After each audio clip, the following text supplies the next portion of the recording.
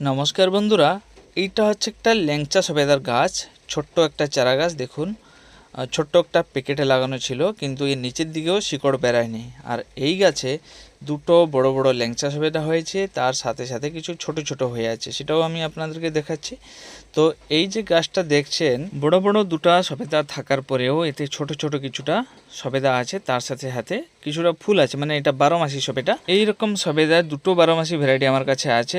একটা হচ্ছে কালাপাতি সবেদা আর একটা হচ্ছে ল্যাংচা সবেদা। তো আমি এখন যে জিনিসটা আপনাদেরকে দেখাতে চাইছি ওইটা হচ্ছে একটা গাছে দুরকম ভ্যারাইটির সবেদা আমরা কিভাবে ফলাতে পারি, তার জন্য আমাদেরকে এখানে কলম করতে হবে। তো আমি আপনাদেরকে এইখানে একটা গাছে আরেকটা কলম করে দেখাচ্ছি, যাতে একটা গাছে দুরকম ডালে দুরকম ফল আমরা পেতে পারি। আজকের এই ভিডিওটা আপনারা মন দিয়ে শেষ পর্যন্ত দেখুন। আপনারাও চাইলে আপনার বাড়িতে একটা একটা গাছে আপনি দুরকম, 3 রকম, 4 রকম ফল ফলাতে পারেন।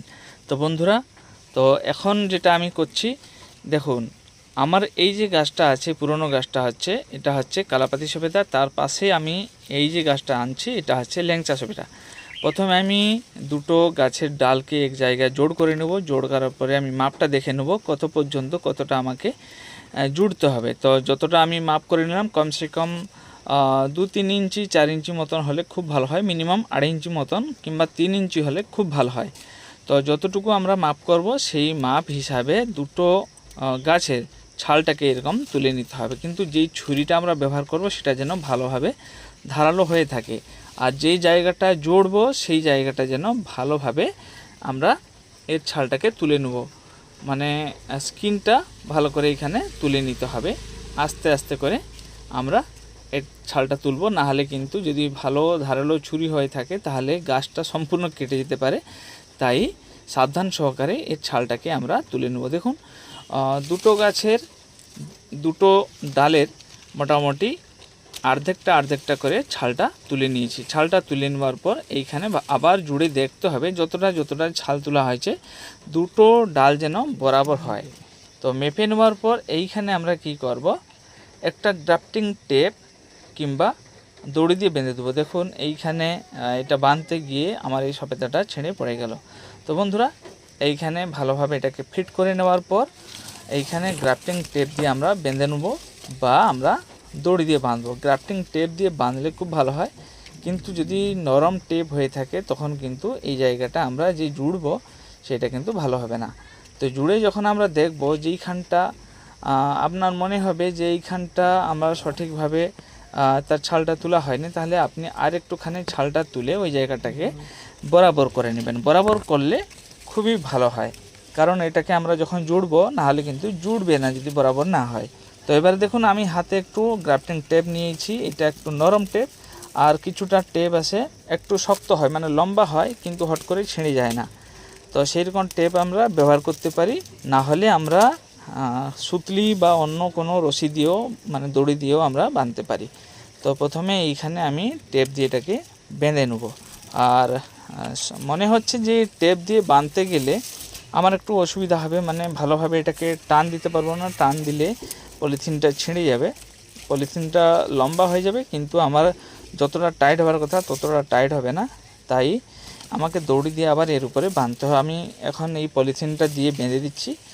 আপনাদেরকেও এরকম বাঁধতে হবে। আপনি পলিথিন যদি না পান তাহলে আপনি দড়ি দিয়ে বেঁধে নেবেন, আর যদি গ্রাফটিং টেপ না থাকে তাহলে যে কোনো পলিথিন আপনি ব্যবহার করতে পারেন, যেন পলিথিনটা টানলে একটু লম্বা হয়ে যায় সেরকম পলিথিন আপনি ব্যবহার করবেন।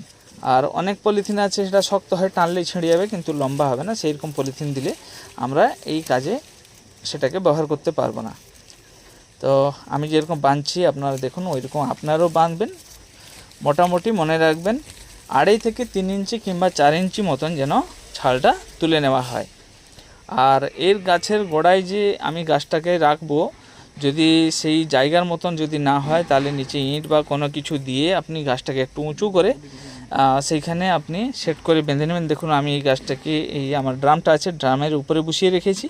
আপনি চাইলে গাছের গায়েটাকে বেঁধেও আপনি কলম করতে পারেন। দেখুন, আমি বেঁধে দিয়েছি, কিন্তু এখন আবার একটু দড়ি দিয়ে বেঁধে দেবো, কারণ যদি যেইটুকু জায়গা আমরা ছালটা তুলেছি যদি ঠিকঠাকভাবে ওইটা টাইট হয়ে না বসে, তখন কিন্তু ওই ভিতরটা শুকিয়ে যাবে, শুকিয়ে গেলে আর ঠিকঠাকভাবে এটা জুড়বে না। তাই দড়ি দিয়ে ভালো করে এটাকে টাইট করে বেঁধে দিতে হবে।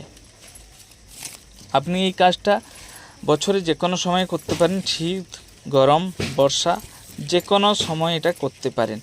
তো এইভাবে করে আপনারা একটা একটা গাছে 3-4 রকম ফল ফলাতে পারেন। এটা বেঁধে দেওয়ার পর কমসে কম আমাদেরকে 3 মাস মতন এটাকে রেস্ট দিতে হবে, 2 থেকে 2.5 মাস কিংবা 3 মাস, যত বেশি সময় হয় তত ভালো। এটাকে আমরা লাড়াচাড়া করব না, মাঝে মাঝে কিন্তু এই প্যাকেটে একটু একটু জল দিতে হবে, প্যাকেটটা শুকিয়ে গেলে কিন্তু গাছটা মরে যাবে।